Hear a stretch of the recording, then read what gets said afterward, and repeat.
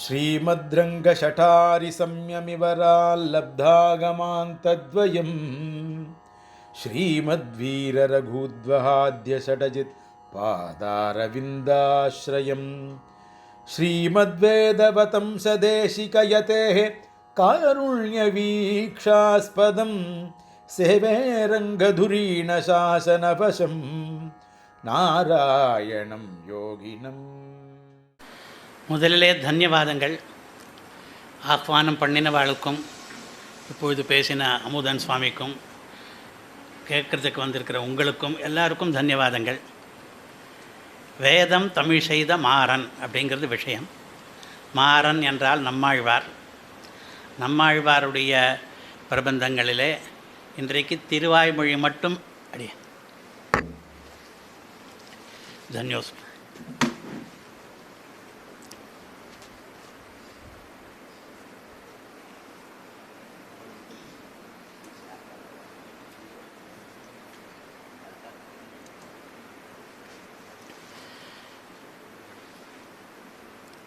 திருவாய்மொழி அப்படிங்கிற ஒரு பிரபந்தத்தை மாத்திரம்தான் பார்க்க போகிறோம் இன்றைக்கி.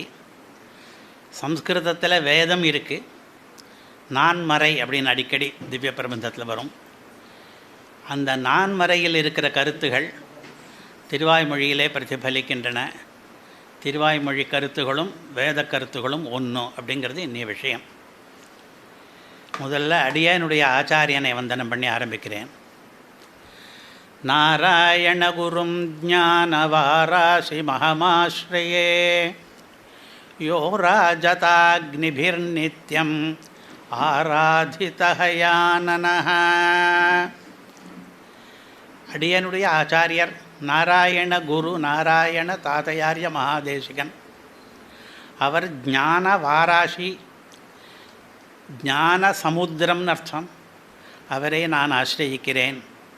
அவருக்கு என்ன விசேஷம் மற்ற ஆச்சாரியாளுக்கு இல்லாதது அப்படின்னு கேட்டால், அக்னிபிஹி நித்யம் ஆராதிதஹயானனஹ. அவர் அக்னிஹோத்திரம் பண்ணுறவர். நித்தியம் திரேதாக்னி மூலமாக ஹயக்ரீவ ஆராதனம், அக்னிஹோத்திரத்தையே தான் ஹயக்ரீவ ஆராதனம்னு சொல்கிற வழக்கம். ஹயக்ரீவனை ஆராதிச்சுண்டு எந்த சுவாமியானவர் அராஜத விளங்கினாரோ அவரை நான் ஆசிரியிக்கிறேன் அப்படின்ற சின்ன ஸ்லோகம். அக்னிஹோத்திரியான, யஜ்வாவான, ஞான சமுத்திரமான நாராயண தாத்தையாரிய மகாதேசிகனை ஆசிரியிக்கிறேன். ஸ்ரீமதே நாராயண தாத்தையாரிய மகாதேசிகாய நமஹ.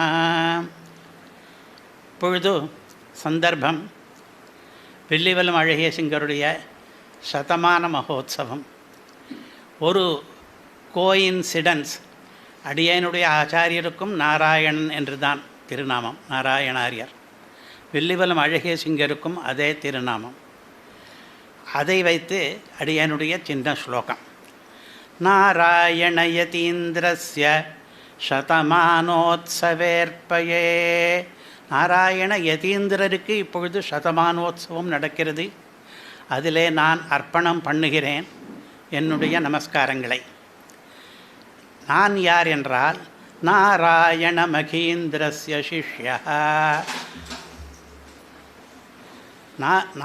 அவர் நாராயண யதீந்திரர். அடியனுடைய ஆச்சாரியர் நாராயண மகீந்திரர். மகி அப்படின்னா யாகம் பண்ணினவர். மகிகளுக்குள்ளே சிரேஷ்டராக இருந்தபடினாலே இவர் மகீந்திரர். நாராயண மகீந்திரனுடைய சிஷ்யனாக இருக்கிற அடியேன் நாராயண யதீந்திரருடைய சதமானோத்சவத்திலே அதே சதம் வரணுங்கிறதுக்காக நான் சதம் நமஸ்காரங்களை பண்ணுகிறேன் சதமானோத்சவத்திலே என்று.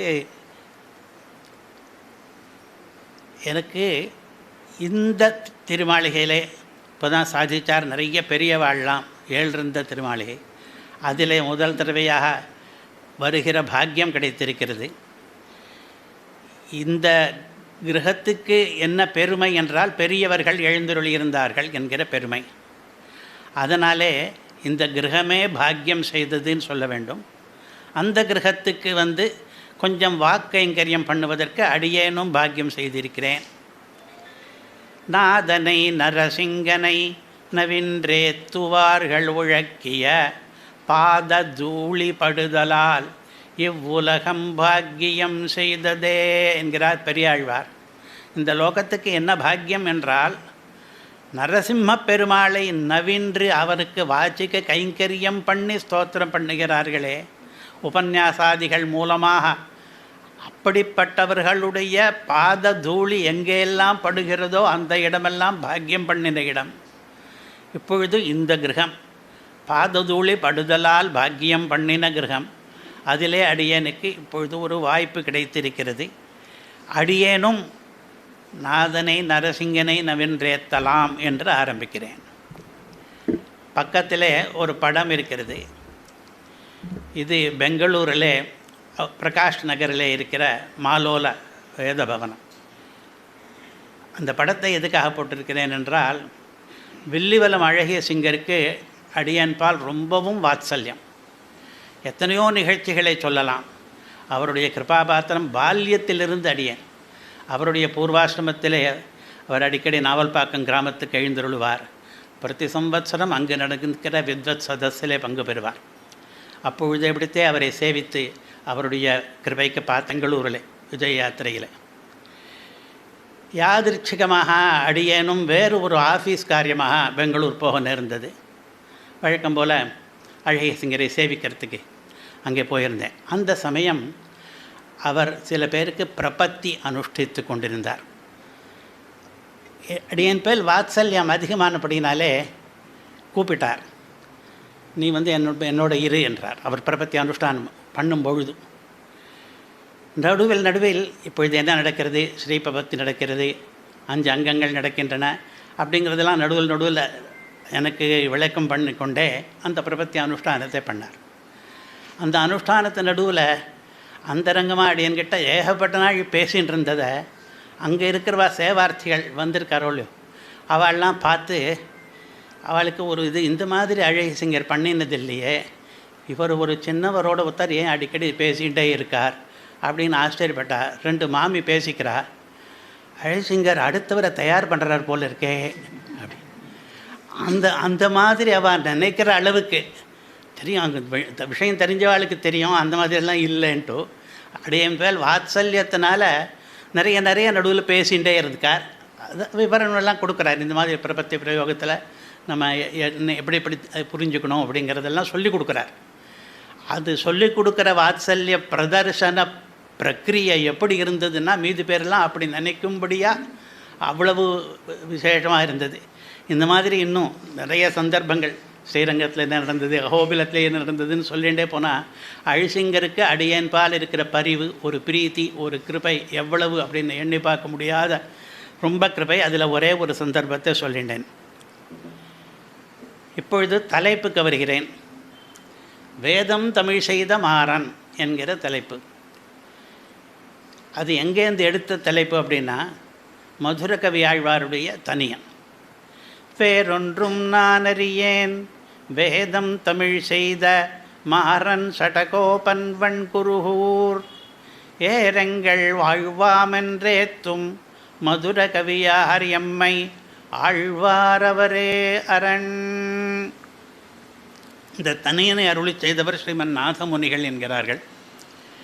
இதிலே சடகோபன் இருக்கிறாரே நம்மாழ்வார், மாறன் என்ற அவருடைய பெயர். அவர் வேதத்தை தமிழில் செய்தவர் என்று இதிலே ஒரு சந்தர்ப்பம் வருகிறது. நமக்கு சந்தேகம், வேதத்தை தமிழில் செய்தார் என்றால் வேதத்துக்கு அனுவாதம் பண்ணினாரோ என்று. அப்படி கிடையாது. ஏனென்றால் இஷேத்வோர் ஜெயத்வா அப்படிங்கிறதுக்கு நம்ம திருவாய்மொழியில் என்ன சொல்லியிருக்காருன்னு பார்த்தா கிடைக்காது. வேதத்தை தமிழில் அனுவாதம் பண்ணவில்லை. வேதத்தில் இருக்கிற எத்தனையோ வேதம் அனந்தமாக இருக்கிறது. திருவாய்மொழி 1000 பாசுரம் மாத்திரம் இருக்கிறது. அதனாலே வேதத்தில் இருக்கிற ஏராளமான கருத்துகளில் நமக்கு மிகவும் முக்கியமான கருத்துக்களை மாத்திரம் வெண்ணெய் போல திரட்டி திருவாய்மொழியிலே கொடுத்திருக்கிறார் அப்படிங்கிறது அந்த வேதம் தமிழ் செய்த மாறன் என்பதற்கு அர்த்தமாகிறது. மதுர கவி ஆழ்வார், நாதமுனிகளுடைய சரித்திரம் நமக்கெல்லாம் தெரிந்திருக்கும். மதுரகவி ஆழ்வார் தான் வேதம் தமிழ் செய்த மாறன் சடகோபன் அவருடைய குருகூர் ஏறு என்பவர் எங்கள் வாழ்வாம் என்று சொன்னவர். மதுரகவி ஆழ்வார் தன்னுடைய வாழ்வே அந்த நம்மாழ்வார் தான் என்று சொன்னார். அந்த மதுரகவி ஆழ்வாரே சரணடைகிறேன் என்று இந்த தனியன் பந்தம் தெரிவிக்கிறது. மதுரகவி ஆழ்வாருடைய கண்ணினுள் சிறுத்தாம்பு சேவித்து விட்டு தான் நாம் திருவாய்மொழி சேவிக்கிற வழக்கம். மதுரகவி ஆழ்வாருடைய கண்ணினுள் சிறுத்தாம்பை 12000 தடவை ஆவர்த்தி பண்ணினதால் தான் நாதமுனிக்கு நம்மாழ்வார் பிரத்யக்ஷமானார்.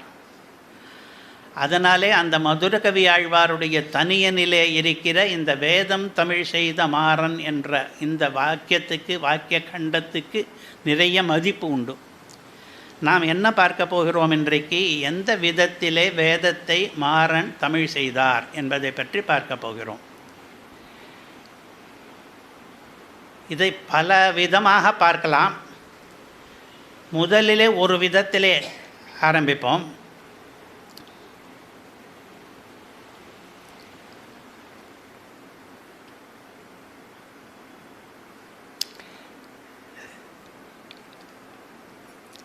சில ஸ்லைடு விட்டு போயிருக்கு, பரவாயில்ல, ஞாபகம் இருக்க சொல்கிறேன். இந்த வேதம் தமிழ் செய்த மாறன் என்ற இந்த கருத்தை சொன்னவர் இவர் ஒருவர் தான் என்றில்லை, நிறைய பேர் சொல்லியிருக்கிறார்கள். ஆழ்வார் வேதத்தை திருவாய்மொழி மூலமாக தமிழ்படுத்தி இருக்கிறார் என்று. அப்படி சொன்னவர்களிலே சுவாமி தேசிகனும் ஒருவர். சுவாமி தேசிகன் பலவிதமாக பல கிரந்தங்களிலே இதை திரும்பி திரும்பி சொல்லியிருக்கிறார்.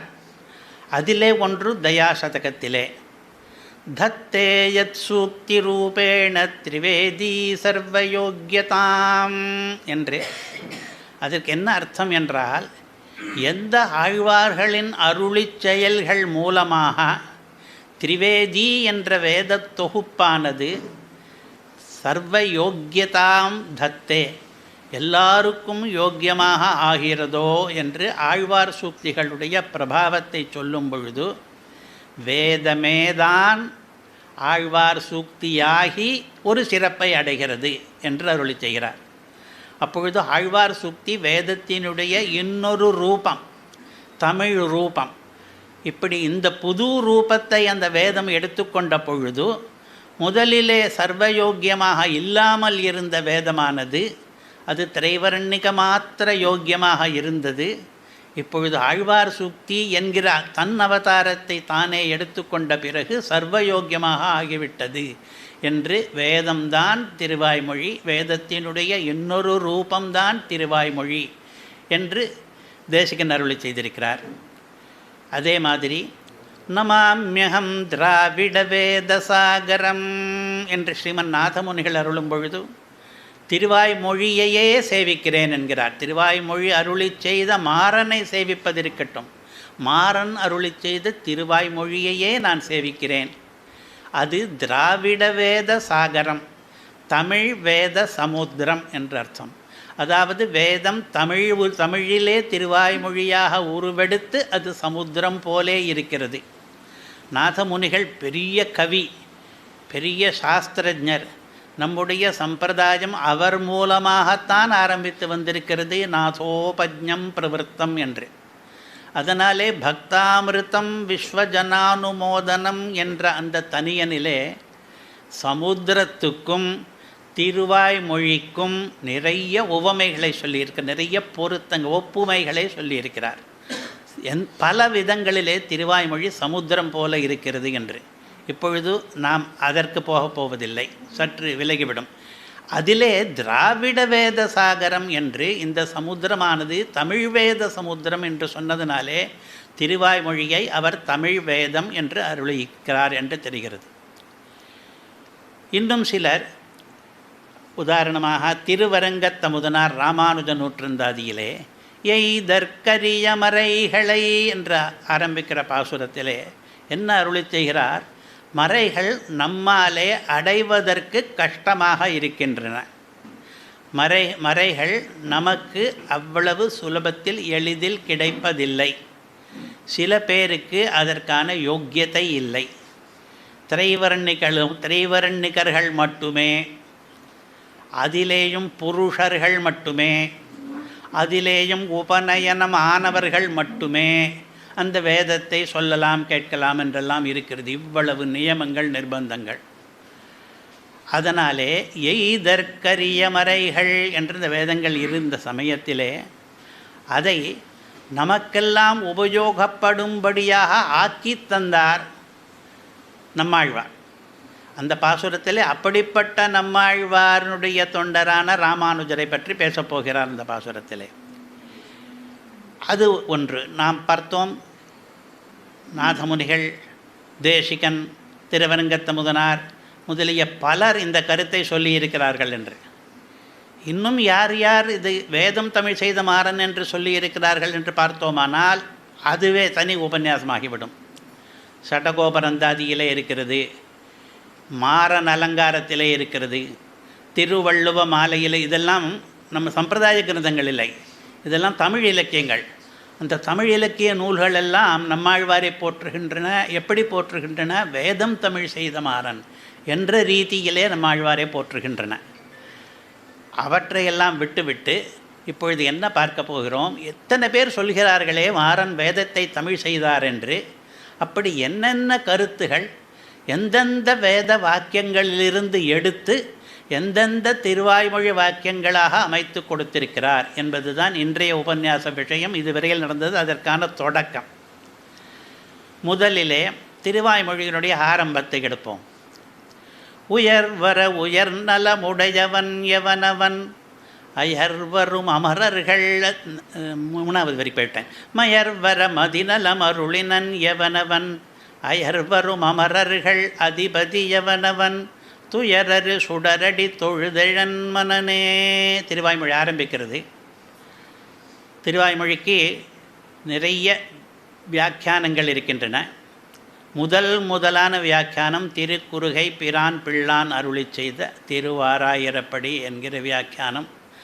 சாட்சாத் பகவத் ராமானுஜருடைய நியமனப்படி பகவத் ராமானுஜர் காலத்திலேயே அருளி செய்யப்பட்டு பகவத் ராமானுஜராலேயே ஆமோதிக்கப்பட்டு இருக்கிற வியாக்கியானம் அது. அதிலே உயர் நலம் என்பதற்கு நலம் என்பதற்கு ஆனந்தம் என்று அர்த்தம் வைத்திருக்கிறார். நலம் என்றால் மற்ற கல்யாண குணங்களையும் சொல்லலாம் என்று அவர் ஆரம்பித்து மற்ற வியாக்கியாதாக்களும் சொல்கிறார்கள். எல்லா கல்யாண குணங்களையும் பெருமாளுக்கு நலம் என்று சொல்லலாம். முக்கியமாக ஆனந்தம் என்கிற குணம். திருவாய்மொழி பெருமாளுடைய ஆனந்தம் என்கிற குணத்தை முதலில் சொல்லி அதை உடையவன் என்று ஆரம்பிக்கிறது. இது வேதத்தை தமிழ் செய்ததாலே வந்ததன் விளைவு. ஏனென்றால் வேதம் பகவானை பற்றி சொல்லும் பொழுது ஆனந்தமயன் என்பதைத்தான் அதிகமாக பேசுகிறது. ஸ்ரீபாஷ்யத்திலே ஆனந்தமயாதிகரணம் என்று ஒன்று. அது தைத்திரிய உபனிஷத்திலிருந்து ஒரு அணுவாக்கத்தை விஷய வாக்கியமாக கொண்டது. ஆனந்தம் என்றால் மகிழ்ச்சி, ஹர்ஷம், உவகை, இன்பம் நமக்கு தெரிந்தது. அது பல இடங்களிலே நாம் பார்க்கிறோம். உதாரணமாக மனுஷர்களுக்கும் ஆனந்தம் உண்டு. மனுஷர்களிலே சில பேர் யுவா ஸ்யாத் சாது யுவாத்யாயக ஆசிஷ்டோ திருடிஷ்டோ பலிஷ்ட தஸ்யேயம் பிருத்திவி சர்வா வித்தஸ்ய பூர்ணா ஸ்யாத் என்று ஆரோக்கியம் வாய்க்கப்பெற்று ஐஸ்வர்யம் வாய்க்கப்பெற்று ஆதிபத்தியம் வாய்க்கப்பெற்று அரசனாக இருக்கிறவனுக்கு எந்த ஆனந்தம் இருக்குமோ அது மானுஷ ஆனந்தம் என்று பெயர். ச ஏகோ மானுஷ ஆனந்த. வேதம் சொல்கிறது அது இன்பத்தினுடைய கீழ்நிலை. அதைவிட 100 மடங்கு இன்பம் வேறு சிலருக்கு வாய்க்கிறது. தேயே சதம் மானுஷா ஆனந்தாக என்று சொல்லி ச ஏகோ மனுஷ்ய கந்தர்வாணாம் ஆனந்தா. 100 மடங்கு ஆனந்தம் உள்ளவர்கள் மனுஷ்ய கந்தர்வர்கள் என்கிற வகுப்பில் சேர்ந்தவர்கள். அதைவிட 100 மடங்கு தேயே சதம் மனுஷ்ய கந்தர்வாணாம் ஆனந்தாக ச ஏகோ தேவகந்தர்வாணாம் ஆனந்தா என்று அதைவிட 100 மடங்கு தேவகந்தர்வர்களுக்கு கிடைக்கிறது. இப்படி சொல்லிக்கொண்டே போய் தேவகந்தர்வர்களை விட 100 மடங்கு ஆனந்தம் பிதிருணாம், அதைவிட 100 மடங்கு ஆனந்தம் ஆஜான ஜானாம் தேவானாம், அதைவிட 100 மடங்கு ஆனந்தம் கர்ம தேவானாம் தேவானாம், அதைவிட 100 மடங்கு ஆனந்தம் தேவானாம், அதைவிட 100 மடங்கு ஆனந்தம் இந்திரஸ்ய, அதைவிட 100 மடங்கு ஆனந்தம் ப்ரஹஸ்பதேஹ, அதைவிட 100 மடங்கு ஆனந்தம் பிரஜாபதேஹ, அதைவிட 100 மடங்கு ஆனந்தம் ச ஏகோ பிரம்மண ஆனந்தா. பிரம்மானந்தம் என்பது அதற்கு மேல் சொல்லவில்லை. சேகோ பிரம்மண ஆனந்தா என்று சொல்லிவிட்டு தேயே சதம் என்ற வார்த்தையை அதற்கு பிறகு சொல்லவில்லை. அதுதான் முடிவு. பிறகு சயஷ்டாயம் புருஷே என்று இந்த பிரம்மத்தை வர்ணிக்கப் போகிறது. இதை விஷய வாக்கியமாக கொண்ட அதிகரணம் பகவான் ஆனந்தமயன், பரமாத்மா ஆனந்தமயன். இங்கே சொன்ன 100 100 என்ற ஒரு சங்கையெல்லாம் அதுக்கு அனந்தமான ஆனந்தம் என்று சொல்வதற்காக, நமக்கு புரிவதற்காக 100 பங்கு 100 பங்கு என்று சொல்கிறோம். அவனுடைய ஆனந்தத்துக்கு எல்லையே கிடையாது. அனவதிக ஆனந்தம் என்று அந்த அனுவாக்கம் சொல்லுகிறது. பகவானை, பரமாத்மாவை வர்ணிக்கும் பொழுது அதைத்தான் திருவாய்மொழியிலே உயர்வர உயர்நலம், உயர்ந்ததான நலம் ஆனந்தம். எப்படி என்றால் உயர்வர, இதற்கடுத்தது இதே போல 100 மடங்கு எது என்று ஒவ்வொன்றுக்கும் கேட்டுக்கொண்டு வந்தாரே, இதற்கு கிடையாது. இதற்கு உயர்வு அற, இதற்கு மேலே ஒரு உயர்வு என்பது கிடையாது. அப்படிப்பட்ட உயர் நலம் என்று தைத்திரிய உபனிஷத் பரமாத்மாவுக்கு காண்பித்த அந்த ஆனந்தத்தை உயர்வர உயர்நலம் உடையவன் என்று காண்பித்தார். ஆக முதல் வரியிலேயே பகவான் ஆனந்தமயன் என்ற வேத கருத்தை வைத்து கொண்டு திருவாய்மொழியை ஆரம்பிக்கிறார். பகவான் ஆனந்தமயன் மட்டுமில்லை, அவன் தன்னுடைய ஆனந்தத்தை பிறருக்கும் வாரி வழங்குபவன். மோக்ஷானந்தம் என்பது பகவான் ஜீவர்களுக்கு கொடுக்கிற ஆனந்தம்.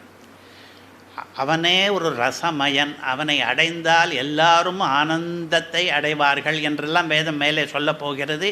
திருவாய்மொழியும் மேலே சொல்லப் போகிறது. இப்பொழுது 2வது வரிக்கு வருவோம். மயர்வர மதிநலம் அருளினன் எவனவன்.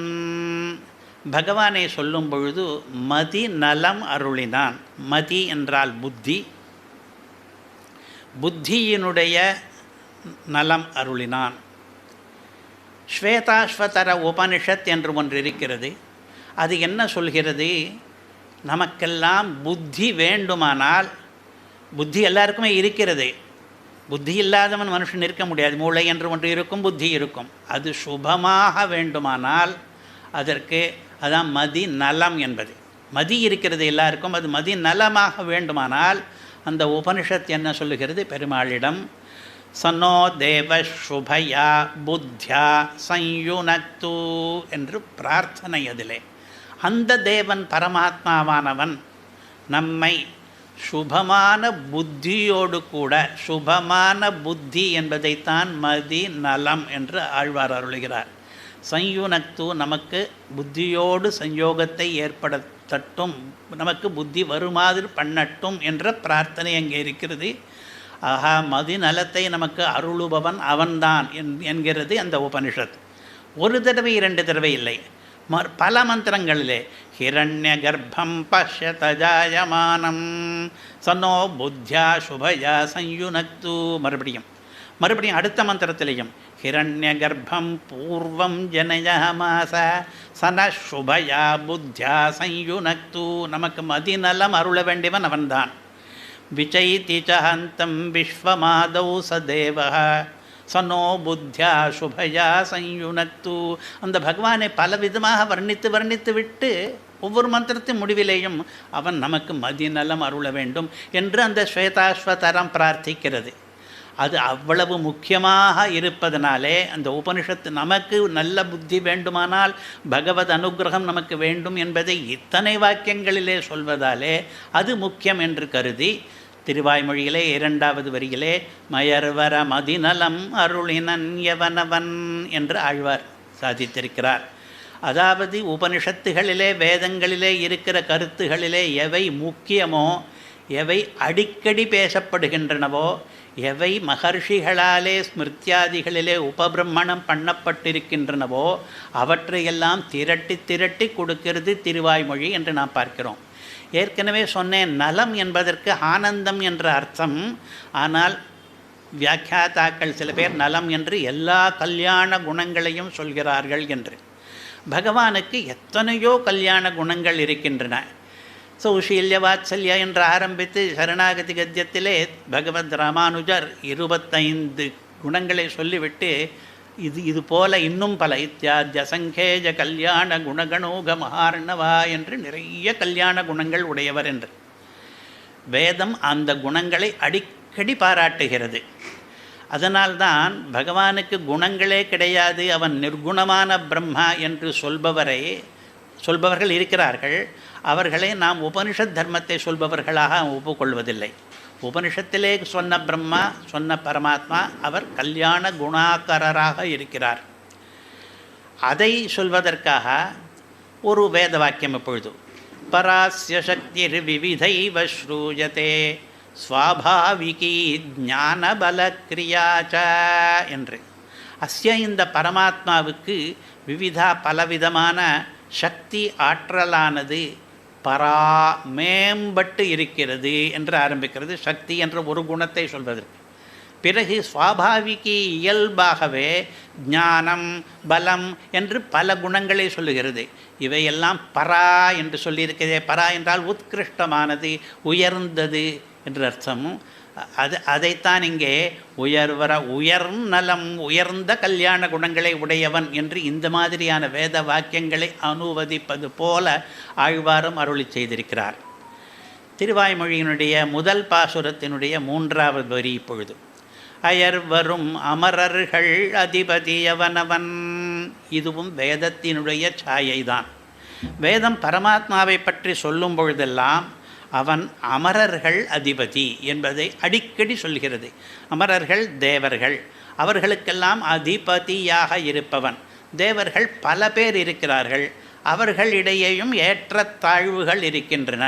அக்னிரவமோ தேவதானாம் விஷ்ணு பரமஹா என்று வேதமே சொல்கிறது. தேவதைகளுக்குள்ளே தாழ்ந்தவர்கள் உண்டு. உதாரணம் அக்னி தேவன். தேவதைகளுக்குள்ளே மிக பரமன், இவனை விட உயர்வே இல்லாத உயர்ந்தவன் உண்டு, அவன் விஷ்ணு. இப்படி அக்னி முதல் விஷ்ணு வரையில் தேவதைகளுக்குள்ளே தாரதமியம் இருக்கிறது என்று வேதம் காட்டுகிறது. அந்த விஷ்ணுவை சொல்லும் பொழுது அவன் அமரர்களுக்கெல்லாம் அதிபதி, தேவானாம் அதிபதி என்ற பதத்தையே இட்டு, அதிபதி என்ற அதே பதத்தை தான் வேதமும் இடுகிறது. அந்த பதத்தை அப்படியே கடன் வாங்கி கொண்டிருக்கிறார்.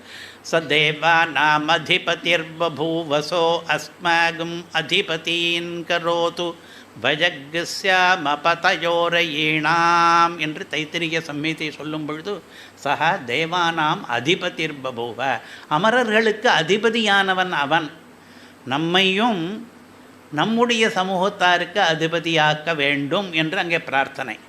அமரர்களுக்கெல்லாம் அதிபதி என்று பரமாத்மாவை சொல்லுகிறது. வேறு ஒரு இடத்திலேயும் இந்த அமரர் அதிபதி என்பது பல இடங்களிலே வருகிறது. இப்பொழுது நான் காண்பித்தது தைத்திரிய சம்ஹிதை. அதர்வ வேதத்திலே சயோ நிமேதி சௌஜாஜதே புனः சதேவா நாமதிபதிர் பபூவ என்று மறுபடியும் அமரர்களுக்கெல்லாம் தேவர்களுக்கு அதிபதியானவன் பரமாத்மா என்கிறது. வேறொரு இடத்திலேயும் அசர்வ வேதத்திலே யஜ்ஞோ பபூவச பபூவச பிரஜஜ்ஞே சௌவாவிருதே புனः, இது நம்ம சம்ஹிதையிலையும் வருகிறது, லேசான வித்தியாசத்தோடு வருகிறது. ச தேவா நாமதிபதிர் பபூவ சோ அஸ்மா சூத்ரவிணம் ததாத்து. நம்ம சமயத்தில் சத்த முன்ன பார்த்தோம், வேறு மாதிரி இருந்தது.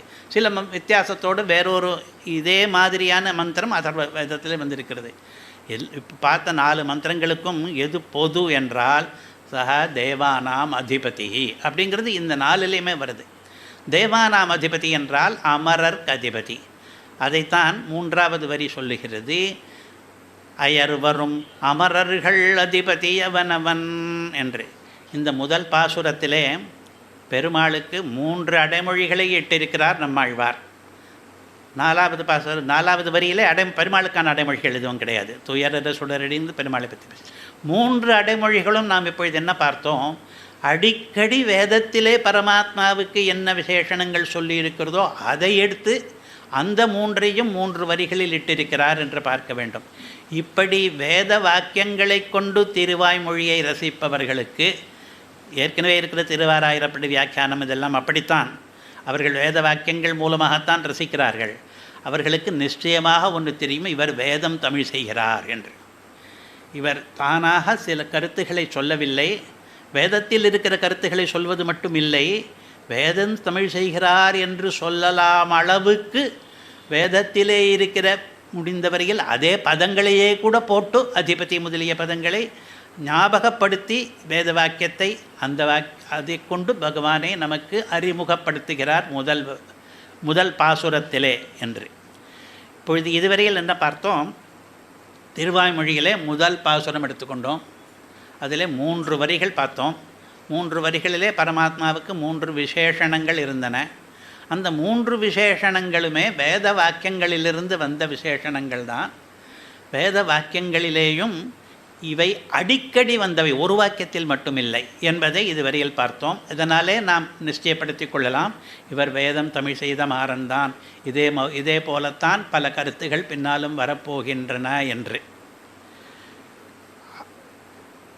இன்னொரு விதமாக இவர் வேதம் தமிழ் செய்த மாறன் என்பதை இப்பொழுது பார்க்க போகிறோம். நாம் தெரிந்து கொள்ள வேண்டிய விஷயங்கள் என்ன என்றால், நம்முடைய ஆச்சாரியர்கள் பல கிரந்தங்களிலே சொல்லி இருக்கிறார்கள். நாம் தத்துவம், ஹிதம், புருஷார்த்தம் என்று 3ஐ தெரிந்து கொள்ள வேண்டும். ஞாத்தவியமான அம்சங்கள் இந்த 3லே அடங்கிவிட்டன. தத்துவம், பரதத்துவம், அவரதத்துவம், அதையெல்லாம் தெரிந்து கொள்ள வேண்டும். ஹிதம், நமக்கு எது நல்லது, எந்த உபாயத்தை செய்தால் நாம் முன்னேறலாம், அதை தெரிந்து கொள்ள வேண்டும். புருஷார்த்தம், நாம் எந்த லட்சியத்தை நோக்கி போக வேண்டும், கடைசியிலே நாம் எந்த பலனை பெறுவதற்காக இந்த உபாயத்தை அனுஷ்டிக்கிறோம் என்பதை தெரிந்து கொள்ள வேண்டும். தத்துவம், ஹிதம், புருஷார்த்தம் என்ற 3ம் முக்கியமானது. ஆளவந்தார் ஸ்தோத்திரத்திலேயும் இதை சொல்லியிருக்கிறார். அந்த 3ம் திருவாய்மொழியில் பார்க்கிறோம், வேதத்தில் பார்க்கிறோம். இப்பொழுது என்ன பார்க்க போகிறோம்? வேத வாக்கியங்கள் தான் திருவாய்மொழி பாசுரங்களிலே பிரதிபலிக்கின்றன.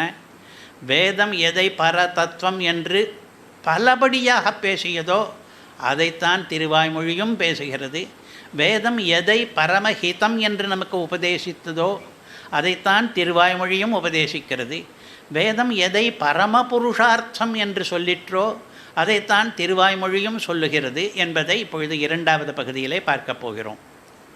வேதம் எதை பரதத்துவமாக சொல்லுகிறது என்றால், நாராயண பரம் பிரம்ம தத்துவம் நாராயண பரஹ நாராயண பரோ ஜோதிஹி ஆத்மா நாராயண பரஹ என்று உயர்ந்த தத்துவம் என்பது நாராயணன்தான் என்று வேதம் சொல்லுகிறது. எதை ஹிதமாக சொல்லுகிறது, நாம் என்ன பண்ண வேண்டும் என்றால் அதையும் வேதம் சொல்லுகிறது. முதலிலே சொன்னது நாராயணானுவாக்கம் என்கிற தைத்திரிய சம்ஹிதை பகுதி. ஹிதத்தை சொல்லுவதற்கு ஸ்வேதாஸ்வதர உபனிஷத்திலிருந்து ஒரு வாக்கியம், முமுக்ஷுர்வை சரணமகம் பிரபத்யே என்கிறது வேதம். முமுட்சுவாக இருக்கிற நான் பகவானை சரணமடைகிறேன் என்று இதைத்தான் ஹிதமாக வேதம் நமக்கு உபதேசிக்கிறது. எது பரம புருஷார்த்தம், எதை முக்கிய லட்சியமாக கொண்டு நாம் உழைக்கிறோம் என்றால், தமேவ விதித்வா அதி மிருத்யுமேதி, நாம் மிருத்யுவிலிருந்து தப்பிக்க வேண்டும். மறுபடியும் ஜன்மம் மரணம், இந்த சங்கிலி இருக்கிறதே தொடர் பட்டம், அதில் இந்த சுழற்சியிலிருந்து தப்பிக்க வேண்டும். அதுதான் பரமபுருஷார்த்தம். பிரகிருதி சம்பந்தம் இல்லாமல் போக வேண்டும். அதுதான் அதி மிருத்யுமேதி, மிருத்யுவை அத்தியேதி தாண்டி போவதல். அதைத்தான் பரமபுருஷார்த்தம் என்று வேதம் சொல்லுகிறது. ஆக சுருக்கமாக எது தத்துவம், எது பரதத்துவம், எது பரஹிதம், எது பரமபுருஷார்த்தம் என்றால், நாராயணனே பரதத்துவம், மோட்சமே பரம புருஷார்த்தம். அதற்கு வேதத்தில் பார்த்தால் 2 உபாயங்கள் இருக்கின்றன. முமுக்ஷுர்வை சரணமகம் பிரபத்யே என்பது ஒரு உபாயம், சரணாகதி என்று. வேதனம் என்று ஒன்று வேதம் சொல்லுகிறது, அதன் மூலமாகவும் பகவானை அடையலாம் என்று. ஆக சரணாகதி வேதனம் என்பது பக்தி யோகம். அது 2மே அதற்கான உபாயங்கள் என்று வேதம் தெரிவிக்கிறது. இப்பொழுது திருவாய்மொழி என்ன தெரிவிக்கிறது என்றால், இதே 3 கருத்துகள் தான். தத்துவம், ஹிதம், புருஷார்த்தம் 3ம் வேதம் காட்டிய வழியிலேயே தான் திருவாய்மொழியும் நமக்கு காட்டுகிறது. தத்துவத்தை பற்றி என்ன சொல்கிறார் ஆழ்வார்? நாரணன் முழுவேழுலகுக்கும் நாதன். நாராயணன்தான் பரதத்துவம், முழுவேழ் உலகுக்கும் அவன்தான் நாதன் என்று திருவாய்மொழியும் அதே கருத்தைத்தான் சொல்லுகிறது. புருஷார்த்தத்தை பற்றி என்ன சொல்லுகிறது? வீடுடையானிடை வீடு செய்மினே. வீடு என்றொரு புருஷார்த்தம். புருஷார்த்தங்கள் பொதுவாக 4 இருப்பதாக லோக வழக்கம். வழக்கு அறம், பொருள், இன்பம், வீடு என்று தமிழிலே சொல்வார்கள். தர்மம், அர்த்தம், காமம், மோக்ஷம் என்று சம்ஸ்கிருதத்திலே சொல்வார்கள். இந்த புருஷார்த்தங்கள் 4மே புருஷார்த்தங்கள். ஆனாலும் பரம புருஷார்த்தம் என்று சொல்வது அபவர்க்கம் என்று சொல்லப்பட்ட மோக்ஷ புருஷார்த்தம். அதைத்தான் ஆழ்வாரும் சொல்கிறார், வீடு செய்மினே என்று. இந்த இடத்திலே வியாக்கியானத்தின் பார்க்கும் பொழுது வீடு என்பதற்கு மோட்சம் என்கிற அர்த்தமும் உண்டு, வீடு என்பதற்கு விடுதலை, விடுபடுதல் என்ற பற்றுகளிலிருந்து விடுபடுதல் என்கிற அர்த்தமும் உண்டு. மோட்சம் என்றால் அங்கே என்ன என்றால், நலந்திகள் நாரணனடி கீழ் நண்ணுவாரே. ஒருவன் மோட்சம் போகிறான் என்றால் என்ன நடக்கிறது என்றால், நலம் திகழ் ஆனந்தமயனான அல்லது சகல கல்யாண குண விசிஷ்டனான நாரணன் இருக்கிறாரே, பரமபதநாதன், அவருடைய திருவடி கீழ் அடைவார்கள். அதுதான் கடைசியான சரமமான பரமமான புருஷார்த்தம் என்பது அதுதான். அதற்கு உபாயம் என்ன என்றால், வேதம் என்ன சொல்லிற்று? முமுக்ஷுர்வை சரணமகம் பிரபத்யே. சரணாகதியை உபாயமாக சொல்லிற்று. ஆழ்வார் அதையே தான் காண்பிக்கிறார். புகழொன்றில்லாடியேன் உன்னடி கீழமர்ந்து புகுந்தேனே. எனக்கு வேறு கதி கிடையாது, வேறு சரணம் கிடையாது, அடைக்கலம் கிடையாது. அகிஞ்சனாக இருக்கிறேன். நான் உன்னுடைய அடிக்கீழ் அமர்ந்து புகுந்தேனே, அடைக்கலம் அடைந்தேனே என்று. ஆக சரணாகதியைத்தான் வேதமும் போதித்தது, ஆழ்வாரும் அதையே தான் போதிக்கிறார். ஆடியாடி அகம் கரைந்து என்கிறது எதற்காக எடுத்திருக்கிறது என்றால், வேதம் இன்னொரு உபாயத்தையும் சொல்லிற்று. வேதாக மேதம் புருஷம் மகாந்தம்.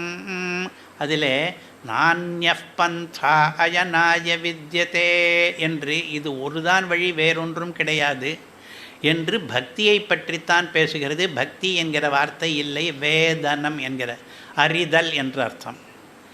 இங்கே சொன்ன வேதனமானது உபாசனம், தியானம் என்ற அர்த்தத்தை கொண்டது என்று ஸ்ரீபாஷ்யத்திலே ராமானுஜர் விளக்குகிறார்.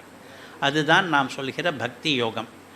அதையும் சொல்லிவிட்டு வேதம் நமக்கு கொஞ்சம் சந்தேகம் வரும்படியாக, நான்யப் பந்தா அயனாய வித்யதே, வேறு உபாயம் கிடையாது, பக்தி பண்ணி தியானம் பண்ணி போவது ஒன்றுதான் அந்த மோட்சத்துக்கு உபாயம் என்று வேதம் சொல்லிற்று.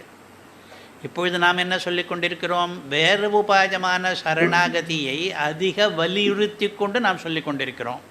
நாம் எல்லாம் பக்தி யோகம் பண்ணுவதற்கு அனர்ஹர்கள், நம்மாலே முடியாது, சக்தி கிடையாது என்று.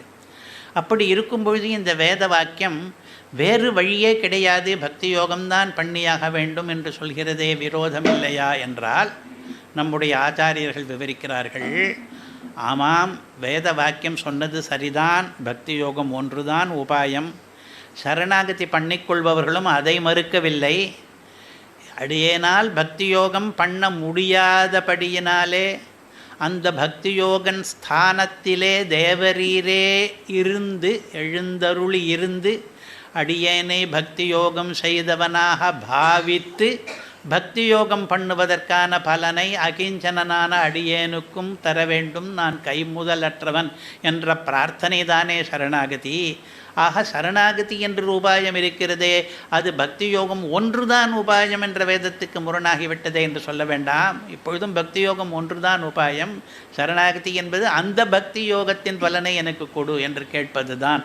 அந்த பக்தி யோகம் பண்ணாதவர்களுக்கு இந்த பலனை தர முடியுமா என்றால், பக்தி யோக ஸ்தானத்திலே பகவானையே நிறுத்தி, நீர் நான் பக்தி யோகம் பண்ணினவனாக கட்டாட்சித்து அருள வேண்டும் என்று அந்த உபாயம் பற்றி நிறைய உபபிரம்மண கிரந்தங்கள் எல்லாம் சொல்லுகின்றன.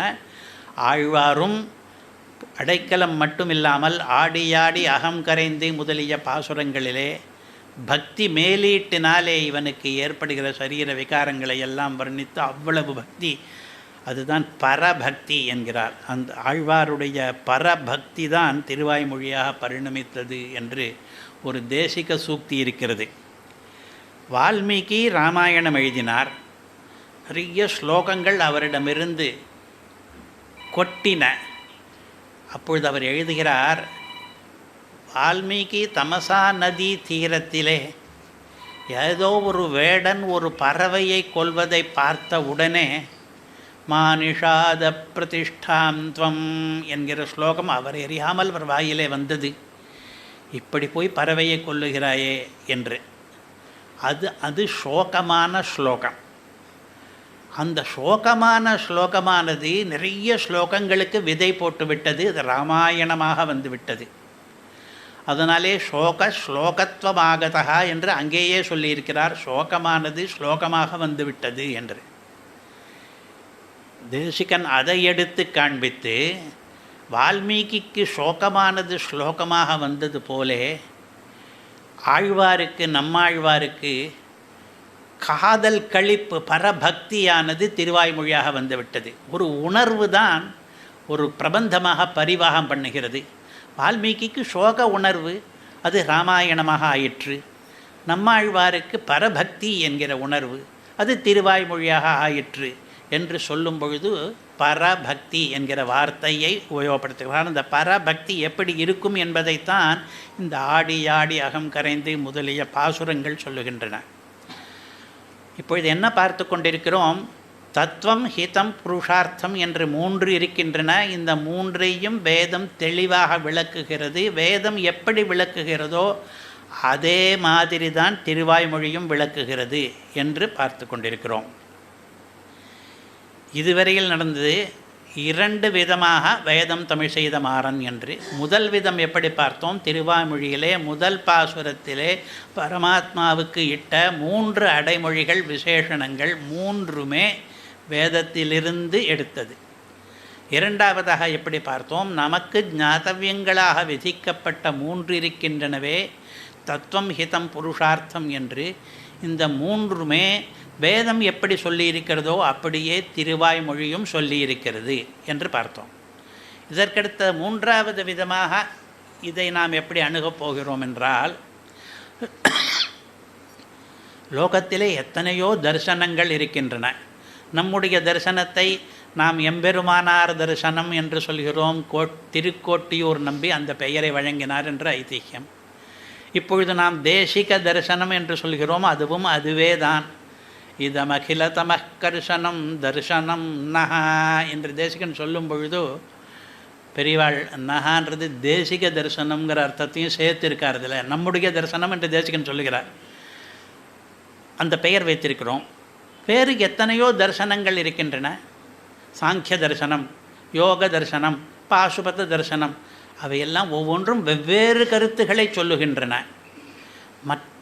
மற்ற பல தரிசனங்களுக்கு இல்லாமல் நம்முடைய தரிசனத்துக்கு மட்டும், அதாவது ஸ்ரீ வைஷ்ணவ தரிசனம் என்று சொல்லலாம், விசிஷ்டாத்வைத தரிசனம் என்று சொல்லலாம், தேசிக தரிசனம் என்று சொல்லலாம். எல்லாம் ஒன்றுக்கே தான் பல பெயர்கள். இந்த தரிசனத்துக்கு மட்டும்தான் இருக்கிற கருத்து, மற்றவர்களுக்கு கிடையாது. சங்கரருக்கோ மத்வருக்கோ ஏற்பு இல்லாமல் ராமானுஜருக்கு மட்டும் ஏற்புடையதான அந்த விஷயங்கள் என்ன என்று பார்த்தால் அப்படியே நிறைய இருக்கின்றன. அதிலே இப்பொழுது 3 விஷயங்களை பார்க்க போகிறோம். எதற்காக என்றால், இந்த 3மே வேதத்தில் இருக்கிற விஷயங்கள். இந்த 3மே வேதத்தில் இருக்கிற ரீதியிலேயே திருவாய்மொழியிலேயும் இருக்கிற விஷயங்கள் என்று பார்ப்பதற்காக. ஒன்று ஷரீராத்ம பாவம் என்பது சற்று வேதாந்தத்துக்குள்ளே போகிறோம், சிறிது கஷ்டமாக இருக்கலாம். இரண்டாவது அபின்ன நிமித்தோபாதானம் என்ற ஒரு கருத்து. மூன்றாவது, நீ மோட்சத்துக்கு போனால் கூட நீ பகவானுக்கு தாசன்தான் என்பது. இந்த 3 கருத்துக்களை பற்றி பார்க்க போகிறோம். ஷரீராத்ம பாவம் என்றால் இந்த உலகுக்கும் உலகில் உள்ள சேதனர்களான நமக்கும் சேர்த்து பகவான் அந்தராத்மாவாக இருக்கிறார். உலகும் நாமும் அவனுக்கு ஷரீரம், உடல்.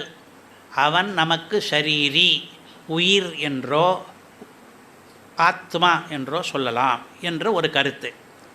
இந்த ஷரீராத்ம பாவம் என்பது நம்முடைய தரிசனத்துக்கு பிரதான பிரதிதந்திரம் என்று சொல்வார்கள். பிரதிதந்திரம் என்றால் என்ன என்றால், உலகத்திலே மற்ற தரிசனங்கள் எல்லாம் வலியுறுத்தாத ஒரு கருத்தை ஒரு தரிசனம் மட்டும் வலியுறுத்தினால் அது அந்த தரிசனத்துக்கு பிரதிதந்திரம் என்று சொல்வோம். உலகம் பொய் என்று ஒருவன் சொல்லுகிறான். அதை எதற்கும் பிரதிதந்திரம் என்று நாம் ஏன் சொல்லவில்லை? அது ஒரு கருத்து. நம்முடைய கருத்து கொள்கைப்படி அது தப்பு கருத்து. உலகம் பொய் என்று சொல்லக்கூடாது. ஆனால் உலகம் பொய் என்பதை அத்வைத்தியும் சொல்லுகிறான், உலகம் பொய் என்பதை பௌத்தனும் சொல்லுகிறான். வெவ்வேறு தரிசனக்காரர்கள் நீ கண்ணால் காண்பது காதால் கேட்பது அனைத்துமே பொய் என்று சொல்லுகிறார்கள். அதை நாம் பிரதிதந்திரம் என்று சொல்வதில்லை.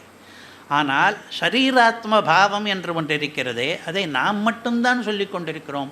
துவைத்தி சொல்வதில்லை, அத்வைத்தி சொல்வதில்லை. அதனாலே நமக்கு அது பிரதிதந்திரமாகிறது. பிரதிதந்திரங்கள் அதே மாதிரி அபின்ன நிமித்தோபாதானம் என்பது. இதற்கென்ன அர்த்தம் என்றால், ஒரு குடத்தை செய்யும் பொழுது அதை செய்கிற குயவன் என்று ஒருவன் இருக்கிறான். அதற்கு மூலப்பொருளான மண் என்று ஒன்று இருக்கிறது. அந்த மண்ணை குடமாக குயவன் செய்கிறான். அந்த குடத்திற்கு எது காரணம் என்றால், மண் என்பதும் காரணம், மண்ணு தான் குடமாக இருக்கிறது. குயவன் என்பதும் காரணம், குயவன்தான் குடத்தை பண்ணி இருக்கிறான். இது இரண்டையும் வேறுபடுத்தி காட்டுவதற்காக குயவன் நிமித்த காரணம், மண் உபாதான காரணம். மண்ணே குடமானபடியினாலே மண் உபாதான காரணம். குயவன் அந்த குடத்தை பண்ணினவனானபடியினாலே அவன் நிமித்த காரணம் என்று விளக்குகிறோம். இப்பொழுது இந்த உலகுக்கு, சேத்தனா சேத்தனங்களுக்கு மொத்தத்துக்கும் பகவான் காரணம் என்று சொல்கிறோமே, அவன் குயவன் போல நிமித்த காரணமா? அதாவது குயவன் கடத்தை பண்ணினது போலவும் நெசவாளன் துணியை நெய்தது போலவும் பகவான் இந்த உலகத்தை பண்ணியிருக்கிறான் என்று சொல்கிறோமா? அல்லது மண் கடமானது போலவும் நூல் பட்டமானது போலவும் பகவான் இந்த உலகமாக இருக்கிறான் என்று சொல்கிறோமா என்றால், மற்றவர்கள் எல்லாரும் மத்வர்கள் உள்பட நிமித்த காரணம் என்பதைத்தான் சொல்கிறார்கள். பகவான் இவற்றை சிருஷ்டித்திருக்கிறான். அவன் குயவன் கடத்தை பண்ணினது போல உலகத்தை இவன் பண்ணியிருக்கிறான் என்று. ஆனால் நாம் மட்டும் என்ன சொல்கிறோம்? பகவான் நிமித்த காரணமாகவும் இருக்கிறார், உபாதான காரணமாகவும் இருக்கிறார். இரண்டுமே அவர்தான். இந்த உலகத்துக்கு, சேத்தனா சேத்தனங்களுக்கு இரண்டு விதமான காரணங்களும் அவர் என்று சொல்கிறோம். இது நமக்கு ஒரு பிரதிதந்திரமாகிறது. மூன்றாவது, இதையும் பல பேர் ஆட்சேபிக்கிறார்கள். ஜீவாத்மா பரமபுருஷார்த்தத்தை அடையும் பொழுது மோட்சம் நிலையிலே அவன் பகவானுக்கு அடியவனா அல்லது பகவானுக்கு சமமா அல்லது பகவானே ஆகிவிடுகிறானா என்பதிலே அபிப்பிராய பேதம் இருக்கிறது. அத்வைதி என்ன சொல்கிறான்? அவன் எப்பொழுதுமே பகவானே தான். ஏதோ ஒரு பிராந்தியினாலே பகவானிடமிருந்து வேறுபட்டவன் போல தோன்றுகிறான். அந்த பிராந்தி நீங்கின பொழுது அவன் பகவானே ஆகிவிடுகிறான் அப்படின்னு சொல்கிறான். இன்னும் சில பேர் மத்வர்கள் என்ன சொல்கிறார்கள்? அவன் பகவானிடமிருந்து வேறுபட்டவன் தான், ஆனால் மோட்சத்தில் போன பொழுது பகவானுக்கு சமமாக ஆகிவிடுகிறான் என்று சொல்கிறார்கள். நாம் என்ன சொல்கிறோம்? அந்த கொள்கையை ஏற்றுக்கொள்கிறோம். மோட்சத்தில் போகும்பொழுது பகவானுக்கு சமமாகிறான் என்று. கூடவே இவனுக்கே இயல்பான அந்த சேஷி பாவம் என்றிருக்கிறதே, இவன் சேஷன் பகவான் சேஷி என்பது அது சுவாபாவிகமானபடியினாலே முக்தாத்மாவானாலும் கூட அவன் பகவானுக்கு சேஷன்தான், பகவத் கைங்கரியந்தான் அங்கேயும் போய் பண்ண வேண்டும் என்று. இது பல பேருக்கு பிடிப்பதில்லை. அப்படிப்பட்ட மோட்சம் எதற்கு? அங்கு போயும் கூட ஒரு அடியவனாகத்தான் இருக்க வேண்டும் என்றால் இவன் சுதந்திரனாக இருக்க வேண்டியதல்லவா லட்சியமாக இருக்க வேண்டும். மற்ற மதங்கள் எல்லாம் அப்படி போதிக்கின்றனவே, ஜனங்களுக்கு அதுதானே ரொம்பவும் ருச்சிக்கும் என்று கேட்டால் நாம் என்ன பதில் சொல்கிறோம்? நம்முடைய மதம் ஜன ருச்சிக்காக ஏற்பட்டதில்லை. உபனிஷத்தில் என்ன சொல்லி இருக்கிறதோ அதை அப்படியே ஒப்புக்கொள்ள வேண்டும். உபனிஷத்தில் என்ன சொல்லியிருக்கிறது என்றால் போகமாத்திர சாமியம் தான் சொல்லியிருக்கிறது. இன்பத்திலே பகவானுக்கு சமமாக ஆகிறான். அதற்கு உபபிரம்மணம் பண்ணும் பொழுது பாதராயண மகர்ஷி இன்பத்தில் மட்டும்தான் சாமியம், மற்ற விஷயங்கள் எல்லாம் பகவானுக்கு சாமியம் கிடையாது. உதாரணமாக இந்த முக்தாத்மாவே கூட ஜெகத் சிருஷ்டி எல்லாம் பண்ணுவானோ பகவான் பண்ணுகிற மாதிரி என்றால் கிடையாது என்கிறார். இவன் பகவானே ஆகிவிடுகிறான் என்று சொல்வதற்கும் இது ஒத்து வராது. இவன் பகவானுக்கு சமம் ஆனால் சுதந்திரனாகிறான் என்று சொல்வதற்கும் இது ஒத்து வராது. சுதந்திரன் பல விதங்களிலே சுதந்திரன் தான், இருந்தாலும் கூட பகவானுக்கு இவன் அடியவன் என்பது அப்பொழுதும் தொடர்ந்து கொண்டேதான் இருக்கும் என்று. இந்த மூன்றையும் நாங்கள் பிரதி தந்திரங்கள் நம்முடைய சித்தாந்தத்தில் மட்டும் இருக்கிறது. மற்றவர்களெல்லாம் இந்த மூன்று விஷயத்திலேயும் விவாதங்கள் தொடர்ந்து பண்ணிக்கொண்டே இருக்கிறார்கள். எத்தனையோ கிரந்தங்கள் எழுதுகிறார்கள். மோட்சத்திலும் அடிமை என்றால் நன்னா இல்லை வேண்டாம் என்கிறார்கள். லோகத்திலே கடபட்டாதிகள் எதற்குமே உபாதான காரணமும் நிமித்த காரணமும் சேர்ந்து ஒன்றேயாவது கிடையாது. எங்கேயுமே வேறு ஒரு உதாரணமே காட்ட முடியாதபடி நீங்கள் சொல்லலாமா என்று மறுக்கிறார்கள். சரீராத்ம பாவத்தையும் அவர்கள் ஏற்றுக்கொள்வதில்லை. ஏற்றுக்கொண்டாலும் கூட இவ்வளவு முக்கியத்துவம் கொடுத்து ஏற்றுக்கொள்வதில்லை. இந்த பிரதான பதிதந்திரங்கள் என்ற இந்த மூன்றும் வேதத்திலே எப்படி இருக்கிறது, ஆழ்வார் பாசுரத்திலே எப்படி இருக்கிறது என்பதை நம்முடைய மூன்றாவது பகுதியிலே பார்க்க போகிறோம். இப்பொழுது யஃப் பிருथिव्यां திஷ்டன் பிருथिव्या அந்தரஹ யம் பிருथिवी ந வேத யஸ்ய பிருथिवी ஷரீரம் யஃப் பிருथिवीमन्तरो யமஜதி ஏஷத ஆத்மா அந்தர்யாம்யமிருதஹ. பிருஹதாரண்யக உபனிஷத் என்பது இதே மாதிரி 20க்கும் மேற்பட்ட பர்யாயங்களை இட்டு இவன் பகவான் எல்லாவற்றுக்கும் அந்தர்யாமி. அந்தர்யாமி என்றால் அந்தர் உள்ளே இருப்பவன், யாமி அடக்கி ஆளுபவன், உள்ளே இருந்து கொண்டு எல்லாவற்றையும் அடக்கி கொண்டிருக்கிறான் என்று. அதற்கு உதாரணம் பிருத்திவி என்கிற ஒரு தத்துவம். பிருத்திவியிலே இவன் அந்தர்யாமி என்றால் 5 விதமாக நாம் புரிந்து கொள்ள வேண்டும். முதலிலே எஃப் பிருத்திவ்யாம் திஷ்டன், பிருத்திவிக்குள்ளே இருக்கிறான் அந்தர்யாமியில், அது ஒரு அம்சம். பிருத்திவ்யா அந்தரஹ, பிருத்திவி வேறு அவன் வேறு. எம் பிருத்திவி நவேத, அந்த பிருத்திவிக்கு அவன் உள்ளே இருப்பது தெரியாது. எஸ்ய பிருத்திவி ஷரீரம், அவனுக்கு பிருத்திவி ஷரீரமாக இருக்கும். எஃப் பிருத்திவீம் அந்தரோ யமயதி, அதுக்கு நியந்தாவாக இருப்பான். அப்படிப்பட்டவன் அந்த பிருத்திவிக்கு அந்தர்யாமி. அதற்கடுத்தது அதே மாதிரி ஜலத்துக்கு யஹ அப்சு திஷ்டன் என்று ஆரம்பிக்கும். அதற்கடுத்தது தேஜஸுக்கு, இப்படியாக பல பர்யாயங்கள் எல்லாவற்றுக்கும் தான். நம்மையும் சேர்த்து எப்படி ஆத்மனி திஷ்டன்னாத்மனோந்தரோஜம் ஆத்மான வேத யஸ்யாத்மா சரீரம் ய ஆத்மானமந்தரோயமயதி என்று நம்முடைய ஜீவாத்மாவுக்கும் இதே தான். ஜீவாத்மாவுக்கும் அவன் ஆத்மாவானவன், அந்தர்யாமி ஆனவன் என்று பிருஹதாரண்யகம் சொல்லுகிறது. சுபாலோபனிஷத் என்று இன்னொரு உபனிஷத் யஸ்ய பிருத்திவி ஷரீரம் யஃப் பிருத்திவீமந்தரே சஞ்சரன் என்று ஆரம்பித்து அதுவும் நிறைய பர்யாயங்களை கொண்டு பிருகதாரண்யகத்தில் சொல்லாத சில பர்யாயங்களையும் சேர்த்து கொண்டு ச ஏஷ சர்வபூதாந்தராத்மா அபஹதபாத்மா திவ்யோ தேவ ஏகோ நாராயண என்று நாராயண என்ற பதத்தை சுபாலோபனிஷத்து இடுகிறது. அவன் திவ்யனாக இருக்கிறான், தேவனாக இருக்கிறான், ஏகனாக இருக்கிறான், அவனைப் போல இன்னொருத்தன் கிடையாது, அவன் சர்வபூதத்துக்கும் அந்தராத்மா என்பதை எல்லாம் சொல்லி இதே ஷரீரி பாவத்தை சொல்லுகிறது. இந்த ஷரீரி பாவத்தை மற்றவர்கள் இவ்வளவு வலியுறுத்துவது இல்லை என்பது மட்டுமில்லை, சில சமயம் நம்மை பரிகசிக்கிறார்கள். அவர்கள் அத்வைதிகள் ஷரீரி பாவத்தை வலியுறுத்துவதில்லை. டாக்டர் எஸ் ராதாகிருஷ்ணன் என்பவர் பெரிய ஃபிலாசபர், நமக்கு ஜனாதிபதியாக ஒரு சமயத்தில் இருந்தவர். அவர் சில புஸ்தகங்கள் எழுதியிருக்கிறார். ஹிந்து வியூ ஆஃப் லைஃப் என்று ஒரு புஸ்தகம், அதே மாதிரி வேறு சில புஸ்தகங்களும். அந்த புஸ்தகத்தில் அவர் என்ன சொல்கிறார், ராமானுஜர் இந்த ஷரீரி பாவத்திலே அவர் எழுதுகிற வார்த்தை அப்சஷன், அப்சஸ் ஆகிவிட்டார். அதில் ஈடுபாடு மாத்திரம் இருந்தால் பரவாயில்லை, அந்த ஈடுபாடு ரொம்ப அதீதமாக போய் திரும்பி ஏன் சொல்கிறேன் என்று எழுதுகிறார். எத்தனை அதிகரணத்திலே ஸ்ரீபாஷ்யத்திலே மறுபடியும் இயஃப் பிருத்திவியாம் திஷ்டன் பிருத்திவியாந்தரா ஏதோ ஒரு இடத்திலே சொன்னால் பரவாயில்லை. அந்தர்யாமி அதிகரணம் என்று ஒன்று இருக்கிறது, அது பகவான் அந்தர்யாமி என்று சொல்கிறது, அங்கே இதை மேற்கோள் காட்டினால் பரவாயில்லை. ஆனால் திரும்பி திரும்பி ஸ்ரீபாஷ்யத்திலே நமக்கு தேவையில்லை என்று தோன்றுகிற இடங்களிலெல்லாம் கூட பகவான் அந்தர்யாமி ஆயிற்றே, அவனுக்கு நாம் சரீரமாயிற்றே, அவன் சரீரி ஆயிற்றே என்று அவர் அதிகமாக சொல்வதாக எனக்கு தோன்றுகிறது என்று அவர் எழுதியிருக்கிறார் அந்த புஸ்தகத்தில். அந்த அளவுக்கு சரீரி பாவம் என்பது நமக்கு முக்கியமான கொள்கையாக இருக்கிறது. அதை வேதம் சொன்ன அந்த முக்கிய கருத்தை ஆழ்வார் அனுவதிக்கிறார். உடல் மிசை உயிரென கரந்தெங்கும் பரந்துளன்.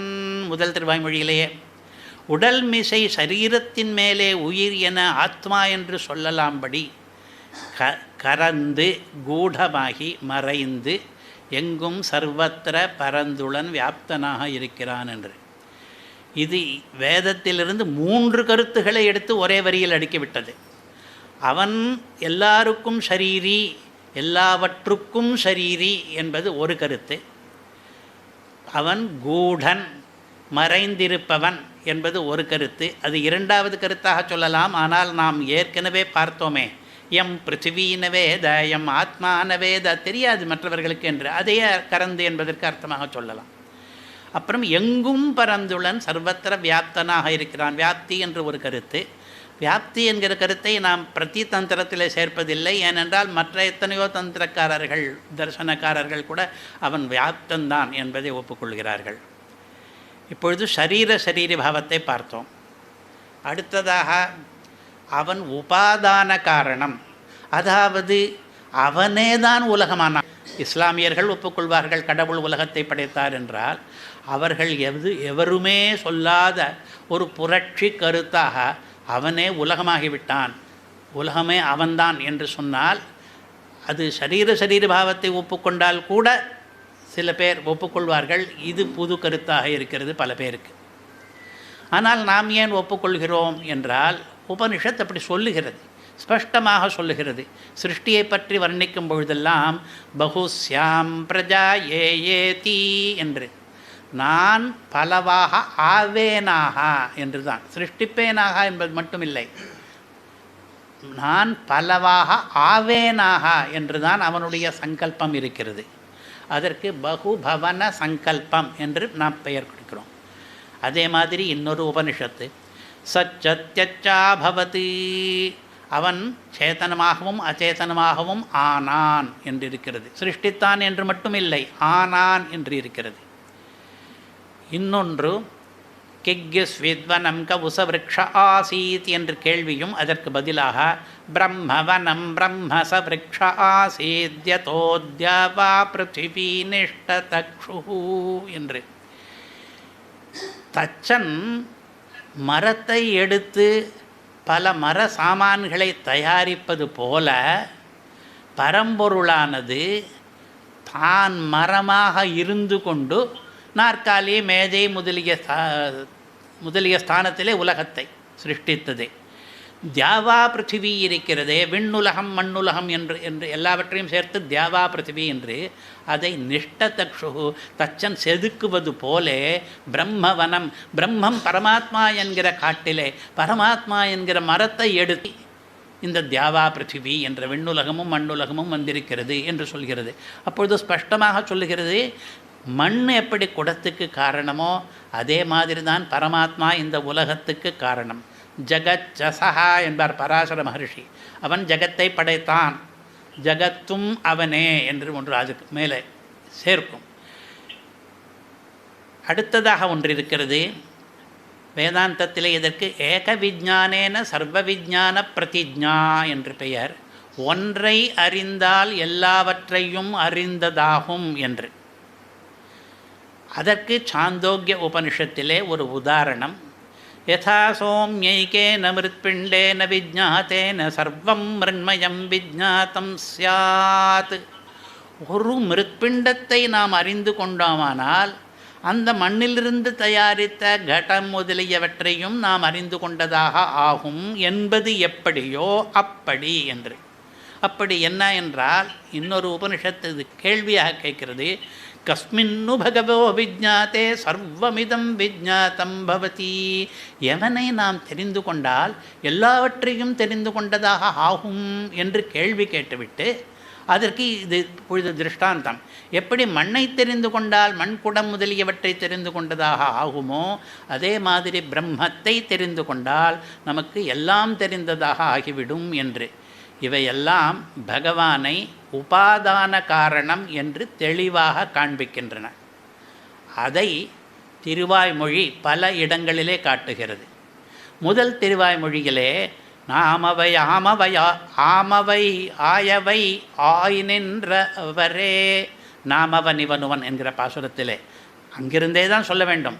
நாமும் அவன்தான், அவனும் அவன்தான், அவளும் அவன்தான் என்று, அதுவும் அவன்தான் என்று அப்படி சொல்லும் பொழுது ஆமவை ஆயவை, ஆமவை பூத பவ்ய பவிஷ்யத் காலங்கள் இருக்கின்றனவே, எல்லா காலத்தில் இருக்க எல்லா வஸ்துக்களுமே அவர்தான். அப்படியாய் நின்ற அவரே, எல்லா வஸ்துக்களும் அவனாகவே இருக்கிறான் என்கிற இந்த அபின்ன நிமித்தோபாதான காரணத்தை உபனிஷத் காட்டுவதை திருவாய்மொழியும் காண்பிக்கிறார். நீராய் நிலனாய் தீயாய் காலாய் நெடுவானாய் என்று பஞ்சபூதங்களையும் சொல்லி நாம் என்ன எதிர்பார்க்கிறோம்? பஞ்சபூதங்களையும் அவன்தான் சிருஷ்டித்தான் படைத்தான் என்று அப்படி சொல்லவில்லை. அந்த பஞ்சபூதங்களும் ஆனானவன், நீரானவனவன், நிலனானவனவன், தீயானவனவன், காலானவனவன், நெடுவானானவனவன்.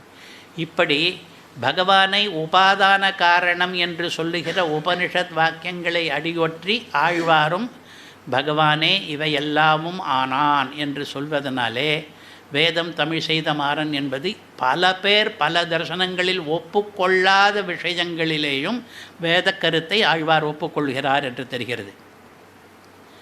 மோட்சத்தில் போனால் அடிமை உண்டா இல்லையா? சஸ்வராட் பவதி என்று சொல்கிறது உபனிஷத். அந்த பதத்துக்கு மட்டும் அர்த்தத்தை பார்த்தால் அவன் சுதந்திரனாகிறான் என்றுதான் அர்த்தம். தனக்கு ராஜா, தனக்கு அதிபதி அவன்தான் என்று. பாதராயணர் எப்படி அதுக்கு கருத்து சொல்கிறார்? சச்ச அனன்யாதிபதி அத ஏவச்ச அனன்யாதிபதி என்று பிரம்மசூத்திரம். அவன் வேறு யாருக்கும் கீழ்ப்படிய மாட்டான். சஸ்வராட் பவதின்னு சுதந்திரன் என்பதற்கே கூட அதான் அர்த்தம். தனக்கு கீழ்ப்படிவான், வேறு யாருக்கும் கீழ்ப்படிந்தவன் கிடையாது என்று. அப்பொழுது ஒரு கேள்வி கேட்டுக்கொள்கிறார்கள் பாஷ்யக்காரர்கள். அனதிபதி என்று சொன்னால் போருமே, அதாவது அவனுக்கு ஒரு அதிபதின்னு ஒன்று கிடையாது என்றால் அவன் அனதிபதி, அதிபதி இல்லாதவன் என்று. எதற்கு அனன்யாதிபதி, வேறு ஒரு அதிபதியும் கிடையாது என்று எதற்காக சொல்லுகிறார் என்றால், ஒரு அதிபதி உண்டு, பரமாத்மா அவனுக்கு அதிபதி தான், இவன் முக்தனான பிறகும் கூட. அதனாலே அவனை அதிபதி அற்றவன் என்று சொல்ல முடியாது. வேறு அதிபதி அவனுக்கு கிடையாது. சுவாபாவிகமான அதிபதி இவன் இருக்கிறானோ அவன் அதிபதி தான். இவன் மோட்சத்துக்கு போனால் கூட அந்த அதிபதியின் கீழ் தான் இவன் இருக்க வேண்டும், வேறு எவனும் அதிபதி கிடையாது என்று அர்த்தம் சொல்கிறார்கள். அதை ஆழ்வார் எப்படி சொல்கிறார்? ஒழிவில் காலமெல்லாம் உடனாய் மன்னி வழுவிலா அடிமை செய்ய வேண்டு நாம். இங்கே பூலோகத்திலே பண்ணுகிற அடிமை இருக்கிறதே, அது ஒழிவில் காலமெல்லாம் பண்ண முடியாது, எப்பொழுதும் உடனாய் மன்னி பண்ண முடியாது, வழுவில்லாமல் பண்ண முடியாது. ஆனால் மோட்சத்தில் போனால்தான் ஒழிவில் காலமெல்லாம் உடனாய் மன்னி சதா சர்வ காலமும் அவனுடன் கூடவே இருந்து கொண்டு வழுவில்லா குற்றமில்லாத நிரபராதமான கைங்கரியங்களை பண்ண முடியும். அதைத்தான் நாம் பண்ண வேண்டும். வேண்டும் என்பதற்கு நாம் விரும்புதல் என்றும் ஒரு அர்த்தம், அதை விரும்புகிற நாம் என்றும், அல்லது அதை நாம் பண்ண வேண்டும் என்று கர்த்தவியம் என்ற அர்த்தத்திலேயும். இப்படி ஆழ்வாருடைய கொள்கை இந்த விஷயத்திலே முக்தி அடைந்த பிறகும் கூட இந்த தாஸ்ய விருத்தி போகாது, அது அவனுக்கு சுவாபாவிகம் என்பது. இப்பொழுது இதுவரையில் என்ன பார்த்தோம் என்பதை ஒரு சுருக்கம் போடுவோம்.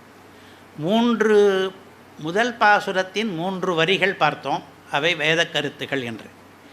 இரண்டாவதாக தத்துவ ஹித புருஷார்த்தங்கள் என்று 3 ஞாத்தவியங்கள் பார்த்தோம். வேதம் என்ன சொல்லுகிறதோ அதையே தான் ஆழ்வார் சொல்லியிருக்கிறார் என்று.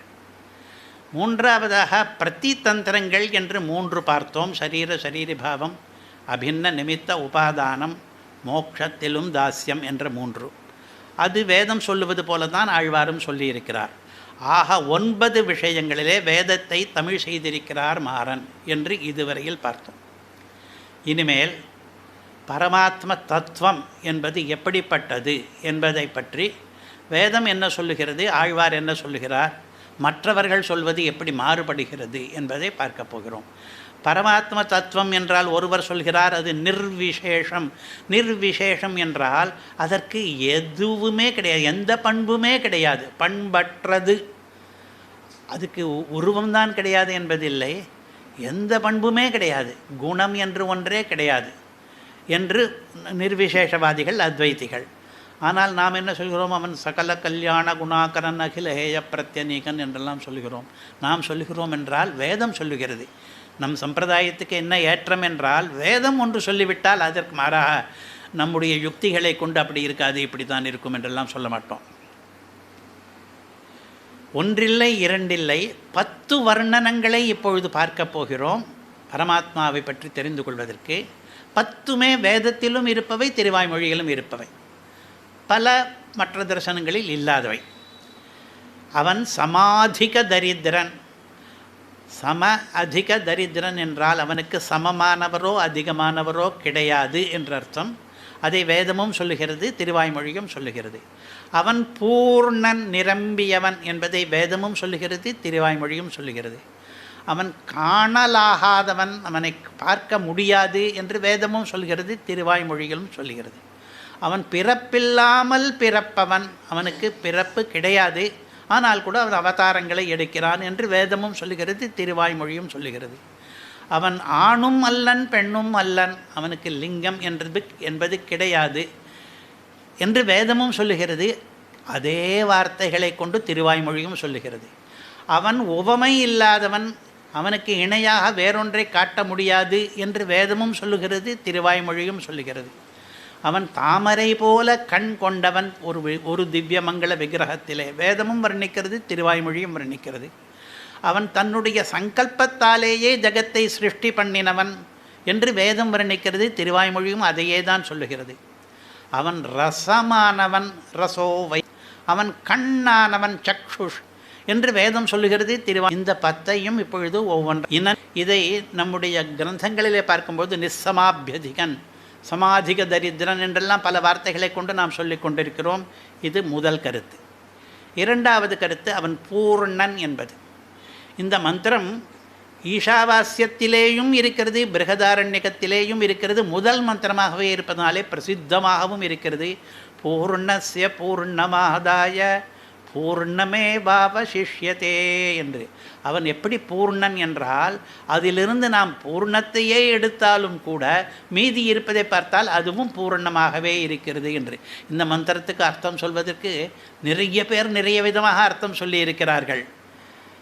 சில பேர் என்ன பண்ணியிருக்கிறார்கள், கணக்கு பூஜ்யம் ஈக்குவல் டு பூஜ்யம் என்று எழுதுகிறோம் அல்லவா, அதனாலே ஒன்றை எடுத்து விட்டால் கூட இது மீதி நிற்பதும் அதுவேவாக இருந்தால் அவன் பூஜ்யன் போல என்று.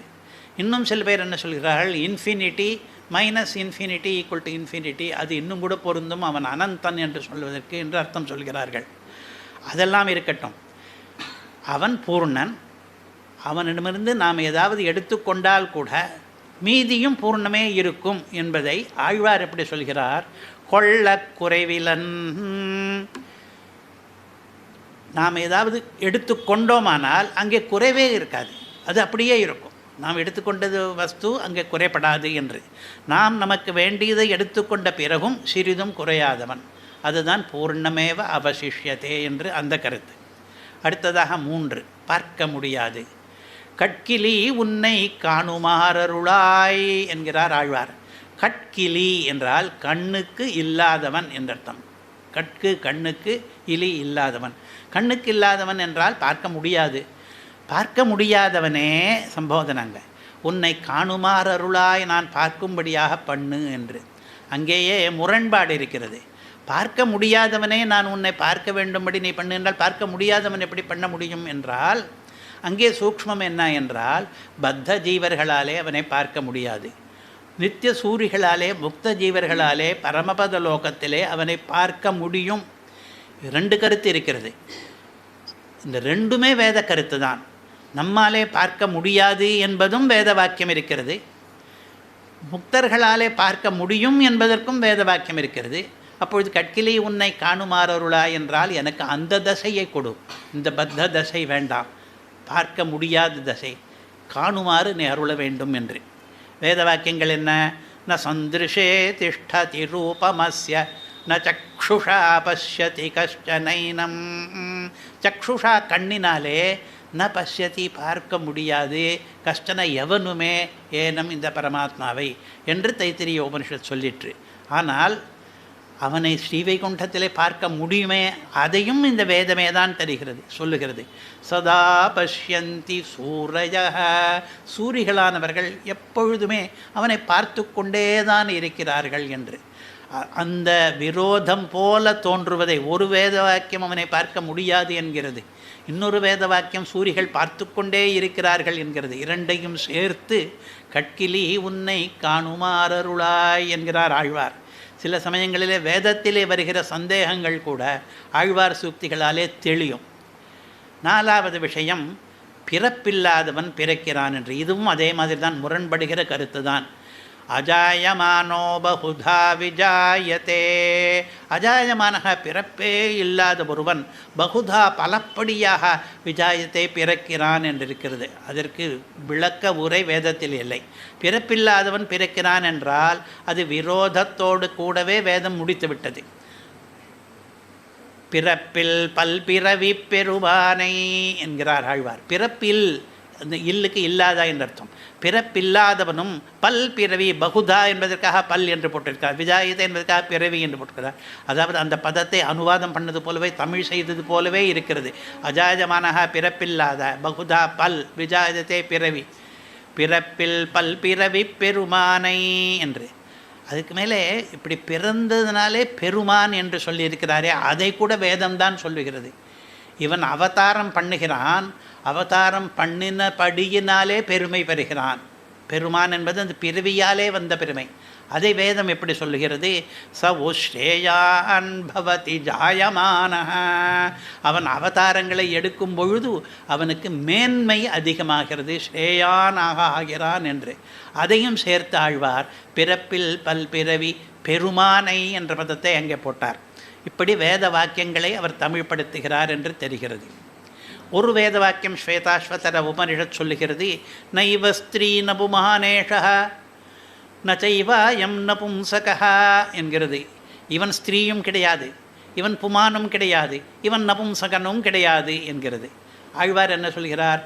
ஆணல்லன் பெண்ணல்லன் அல்லா அலியுமல்லன் என்பது அதை தமிழிலே அனுவாதம் பண்ணினது போல சொல்லியிருக்கிறார்.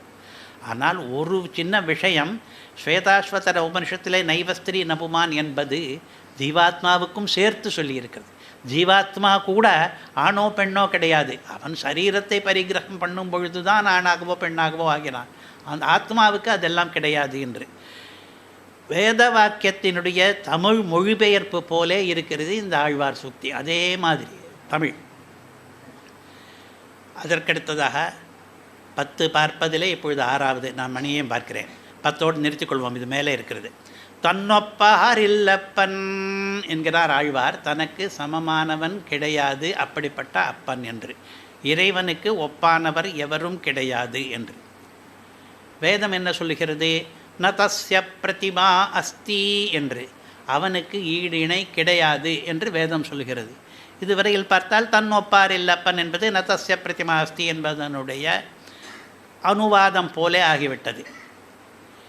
இந்த வாக்கியத்துக்கு ஒரு முக்கியத்துவம் வந்துவிட்டது இப்பொழுது இந்த நூற்றாண்டில். ஒரு இஸ்லாமியர் இருக்கிறார், ஜாக்கிர் நாயக்னு பேர். அவர் என்ன பிரச்சாரம் பண்ணுகிறார்? நதஸ்ய பிரதிமா அஸ்தி என்று உங்கள் வேதமே சொல்லுகிறது. பிரதிமா என்றால் விக்கிரகம். பெருமாளுக்கு விக்கிரகம் கூடாது, ஐடல் வர்ஷிப் என்பது கூடாது என்று வேதமே நிஷேதிக்கிறது. பிரதிமா என்பதற்கு விக்கிரகம் என்ற அர்த்தம் உண்டுதான், அதை நாம் மறுக்க முடியாது. பிரதிமா என்ற பதத்தை தான் பாஞ்சராத்திராகமங்கள் கூட அர்ச்சா விக்கிரகங்களுக்கு அர்ச்சா பிரதிமைகள் என்று. பாசன் என்கிற ஒரு மகாகவி பிரதிமா நாடகம் என்றே ஒன்று எழுதியிருக்கிறான். அதிலேயும் பிரதிமா என்றால் விக்கிரகங்கள் தான். அதனாலே வேதம் அவனுக்கு விக்கிரகம் கூடாது என்று சொல்லி இருக்கிறதே, நீங்கள் விக்கிரக வழிபாடு ஏன் பண்ணுகிறீர்கள், அதை நாங்கள் எல்லாம் நிந்திக்கிறோம் என்று பிரச்சாரம் நடந்து கொண்டிருக்கிறது. தயானந்தர் என்று ஒருவர் இந்த வாதம் போன நூற்றாண்டிலே வந்த பொழுது அதற்கு பதில் எழுதியிருக்கிறார். பிரதிமா என்பதற்கு இந்த இடத்திலே அந்த அர்த்தம் கிடையாது. பிரதிமா என்றதற்கு இந்த இடத்திலே சமானமான வஸ்து என்ற அர்த்தம், உவமை இணை என்ற அர்த்தம் பிரதிமா என்பதற்கு. ந தஸ்ய பிரதிமா அஸ்தி எப்படி அர்த்தம் சொல்ல வேண்டும், தன்னொப்பார் இல்லப்பன் என்பது தான் அதற்கு சரியான அனுவாதம். பகவானுடைய ஒரு விக்கிரகத்தினுடைய அழகை சொல்ல வந்த வேத வாக்கியம் தஸ்ய ஜதா கப்யாசம் புண்டரீகமே வமக்ஷிணி என்றது சாந்தோக்கியம். அவனுக்கு கண்ணழகு கப்பியாசமான புண்டரீகம் போலே இருக்கும் என்று. இந்த வாக்கியம் ஒரு 1000 வருஷங்களுக்கு மேலாகவே பிரசித்தமான வாக்கியமாக இருக்கிறது. ஏனென்றால் இதற்கு அர்த்தம் சொன்னவர் கப்பியாசம் என்பதற்கு கொஞ்சம் விபரீதமாக இருந்தாலும் கூட அதுதான் சட்டென்று ஸ்புரிக்கிற அர்த்தம். கபி ஆசம், கபி என்றால் நமக்கெல்லாம் தெரியும் குரங்கு தான், ஆசம் என்றால் பிருஷ்டபாகம். அது ஸ்புரிக்கிறது மாத்திரமில்லை, வாஸ்தவமாகவே குரங்கை பார்த்தோமானால் குரங்கினுடைய பிருஷ்டபாகம் செவேல் என்று தான் இருக்கிறது. அதனாலே அந்த அர்த்தம்தான் முதலிலே எல்லாருக்கும் தோன்றும். நாம் நம்முடைய கதையிலே யாதவ பிரகாசர் அப்படி சொல்லிவிட்டார். அவருடைய சிஷ்யராக விருத்தி பண்ணி கொண்டிருந்த பகவத் ராமானுஜருக்கு அது ரொம்பவும் பாதித்தது, கண்ணிலே ஜலம் வந்து விட்டது, இப்படியா அர்த்தம் சொல்வார்கள் என்று. பகவத் ராமானுஜர் கா பியாசம் என்று பிரித்து வேறு விதமாக அர்த்தம் சொன்னார். கபி ஆசம் என்று பிரிவு அதே மாதிரி பிரித்தால் கூட கபி என்றால் குரங்கு என்ற அர்த்தம் இல்லை, சூரியன் என்ற அர்த்தம் சொன்னார். கபி என்பதற்கு குரங்கு என்ற அர்த்தம் பிரசித்தமாக இருக்கையிலே சூரியன் என்ற அர்த்தம் சொல்லலாமா என்று கேட்டால் அவர் வேதத்திலே அப்படித்தான் அதற்கு அர்த்தம் வழக்கிருக்கிறது. கபிர் பபஸ்தி தேஜனம் என்று ஒரு வாக்கியத்தை காண்பிக்கிறார். இது சூரிய நமஸ்கார பிரश्னத்திலே வருகிறது. சூரியனை நமஸ்கரிப்பவன் சூரியனை கபி என்றும் தேஜனம் என்றும் நமஸ்கரிக்கிறதாக வேதம் சொல்லுகிறது. அப்போ வேதம் சொல்கிற அர்த்தத்தையே நாம் வைத்துக் கொள்ளலாமே. கபி ஆசம் என்றால் சூரியனால் மலர்ந்த தாமரை என்று. இப்படியெல்லாம் நம்ம விஷயம் கொஞ்சம் வெளியில் போகிறது. அதனாலே பிரசித்தமான இந்த தாமரை கண்ணன் என்கிற கருத்தை அடிக்கடி ஆழ்வார் தாமரை போல் அவனுக்கு கண் இருப்பது என்பதை திருவாய்மொழியிலே எத்தனை தடவை சொல்லி இருக்கிறார், பல தடவை. புண்டரீக கண் செங்கனிவாய் என்று ஒரே ஒரு இடத்தை காண்பித்திருக்கிறேன் நான், புண்டரீக கண் என்று. எத்தனையோ இடங்களிலே அவன் தாமரை கண்ணன். தன்னம் தாமரை கண்ணனே என்று இன்னொன்று அர்த்தம் சொல்லும் பொழுது ரவிகசித வேதார்த்த சங்கிரகம் என்ற கிரந்தத்திலே 3 முக்கியமான அர்த்தங்களை சொல்கிறார்.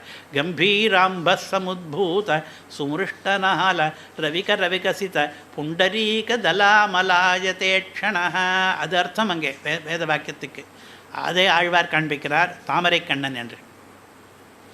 8வதாக சோ காமஜத பகுஸ்யாம் பிரஜா ஏயேதி, அவன் அகாமயத விரும்பினான், எண்ணினான், மனசாலே சங்கல்பித்தான், உலகம் வந்தது. ச தப்போ தப்பியத ஆலோசனம் பண்ணினான்.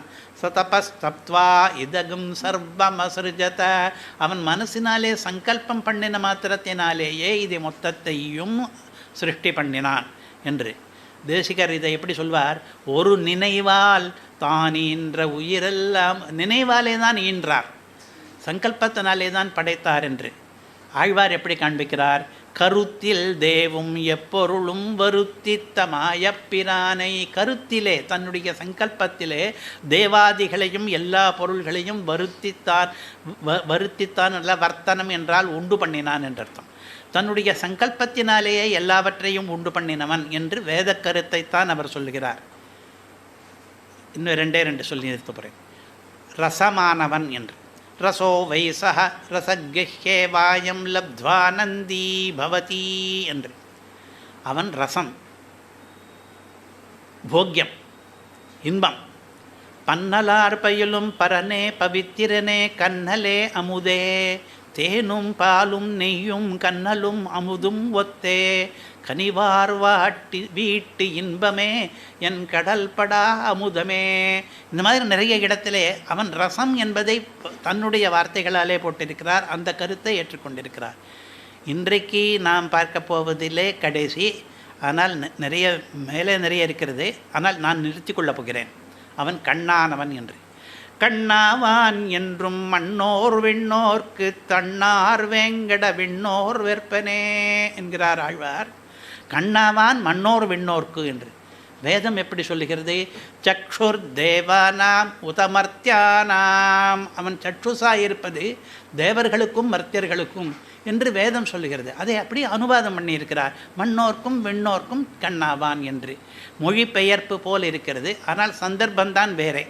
அங்கே வேறொரு சந்தர்ப்பத்திலே சற்றுர் தேவானாம் உதமர்த்தியானாம் என்று வேதம் சொல்லிட்டு அந்த வாக்கியத்தை எடுத்துக்கொண்டு கண்ணாவான் என்றும் மண்ணோர் விண்ணோர்க்கு என்று ஆழ்வாரிட்டிருக்கிறார். இப்படி பல வாக்கியங்கள் வேத வாக்கியங்களை கிட்டத்தட்ட அனுவதிப்பது போல இந்த ஆழ்வார் அருளி செய்திருப்பதனாலே ஆழ்வார் வேதம் தமிழ் செய்த மாறன் என்று போற்றப்படுவது மிகவும் யுக்தமானது தான். இதை இன்னும் நீட்டி இன்னும் எத்தனையோ வேத வாக்கியங்களை ஆழ்வார் இதே மாதிரி தன்னுடைய திருவாய்மொழியிலே அர்த்தத்தை புகுத்தியிருக்கிறார் என்று ஆராய்ந்து கொண்டே போகலாம். கவிதார்க்கிக சிம்ஹாய கல்யாண குணசாலினே ஸ்ரீமதே வெங்கடேஷாய வேதாந்த குரவே நமः. ஸ்ரீமதே நிகமாந்த மகாதேசிகாய நமः. ஆழ்வாரை பற்றின விஷயமானாலும் வேதத்தை பற்றின விஷயமானாலும் தேசிக நமஸ்கரித்து நாம் முடிக்கிறோம். ஏனென்றால் அவர்தான் இதையெல்லாம் நமக்கு காட்டி கொடுத்தவர் தன்னுடைய கிரந்தங்களிலே. சொல்லுங்க. ஆமாம் ஆமாம் அதில் அந்தர்கதமாக இருக்கிறது. அவனுக்கு சமமானவனும் கிடையாது அதிகமானவனும் கிடையாது என்று ஒரு வேத வாக்கியம் சொல்கிறது. இன்னொரு வேத வாக்கியம் அவனுக்கு சமமானவன் கிடையாது என்பதை மட்டும் சொல்லுகிறது. அதில் ஒன்று அந்தர்கதமாகிவிட்டதே என்று வாஸ்தவம்.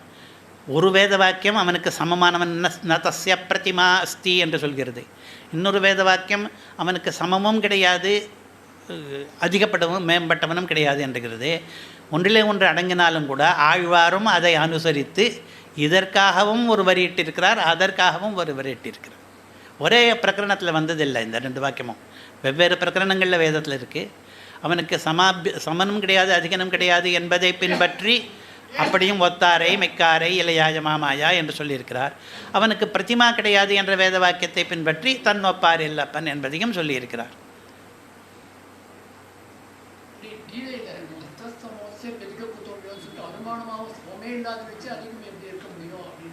இவர் சொல்கிறதும் சரி.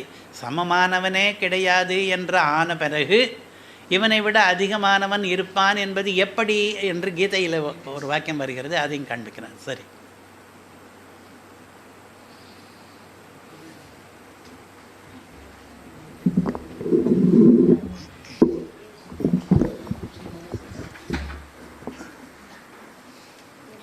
இந்த சுவாமியினுடைய உபன்யாச செயலி ரொம்ப ஆச்சரியமாக இருக்கும். அதனால தான் திருநாமத்தை கண்ட உடனே இந்த உபன்யாசத்துக்கு வரணும்னு இவர் வான்னு சொல்கிறதுக்கு முன்னாடி எனக்கு வரணும்னு எண்ணம் உண்டு. அது வேற இவரும் நியமிச்சிட்டார். அதனால் ஒரு பாக்கியம் கிடச்சிது. இதுக்கு காரணம் என்ன அப்படின்னு சொன்னால், இந்த சுவாமி பால்யத்திலிருந்து ஸ்ரீ சன்னதியினுடைய சதஸுக்கெல்லாம் ரொம்ப அன்வேஷாகிருக்கும். ஐஷிங்க பூர்வாசிரமத்தில் இவருடைய வியாக்கியார்த்தத்தை கேட்குறதுக்கு ரொம்ப ஆசையாக இருக்குது. ஏன்னா இவர் ஒரு பிரதிஜை, மூலத்தை நல்லா பதம் பிரித்து மூலத்தை தான் சாதிப்பார். விவரணம் அதிகமாக பண்ணுவார். அந்த மூலத்தை பதத்தை சொல்கிற அழகே ஒரு அழகு. அதனால் ஒரு சமயத்தில் ஐஷிங்கர் ஆசிரமத்துக்கு வந்தாட்டு கூட ரொம்ப நாள் நடுவில் கொஞ்சம் வர முடியல உத்தியோக காரணத்தினால. அப்போது ரொம்ப சந்தோஷம், வந்துட்டியா இவர்கிட்ட ஒரு விஷயம் என்ன அப்படின்னா, மூலத்தை நல்லா சேவிப்பார். சேவிக்கிச்சே ரொம்ப அழகாக இருக்கும்னு அந்த சதஸில் சாதித்து அதனுடைய அது இன்னும் அந்த ஐஷிங்கர் சாதித்த விஷயம் இன்னும் மனசில் பேசிட்டு. அதனால் இந்த சுவாமி பார்த்தோன்னே ஐஷிங்கர் ஞாபகம் வரும்.